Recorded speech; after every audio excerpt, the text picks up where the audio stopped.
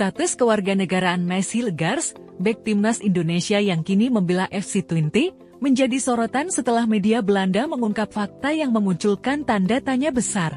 Meski telah memperkuat timnas Indonesia secara resmi, Hilgers dikabarkan masih terdaftar sebagai warga negara Uni Eropa, tepatnya Belanda. Dalam laporan yang diterbitkan oleh Twente Insight dan dikutip pada Senin 30 Juni 2025, disebutkan bahwa Hilgers masih berstatus sebagai pemain UE. Mas Hilgers juga merupakan pemain Uni Eropa UE karena kewarganegaraan Belandanya, meskipun ia bermain secara internasional untuk Indonesia, tulis media tersebut. Fakta ini mengundang perhatian publik sepak bola nasional, mengingat hukum Indonesia tidak mengakui kewarganegaraan ganda bagi orang dewasa. Sesuai undang-undang, seseorang yang ingin menjadi warga negara Indonesia Uni harus melepaskan kewarganegaraan asingnya secara sah. Jika Hilgers telah resmi menjadi Uni, maka secara hukum, paspor Belandanya seharusnya sudah tidak berlaku lagi. Namun jika faktanya, ia masih memegang paspor Belanda, maka statusnya sebagai Uni patut dipertanyakan. Hal ini bisa menimbulkan dampak luas, baik bagi Hilgers maupun pemain naturalisasi lain yang saat ini memperkuat timnas Indonesia. Situasi ini muncul di tengah persiapan FC Twente menyambut musim tahun 2025 tahun 2026. Klub asal NSCD tersebut tengah memburu pemain anyar, termasuk dari luar Uni Eropa.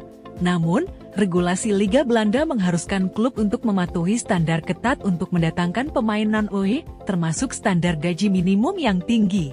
Untuk musim mendatang, pemain non-UE berusia di atas 21 tahun wajib menerima gaji minimal €608.841 per tahun, sementara pemain di bawah 21 tahun minimal €304.420. Regulasi ini membatasi klub-klub menengah seperti FC Twente dalam merekrut pemain non-UE. Hingga saat ini, tak ada satupun pemain FC Twente yang tercatat sebagai non-UE secara administratif. Taylor Bote memiliki paspor Italia, sementara Yunista tetap berstatus warga negara Belanda meski membela Maroko di level junior.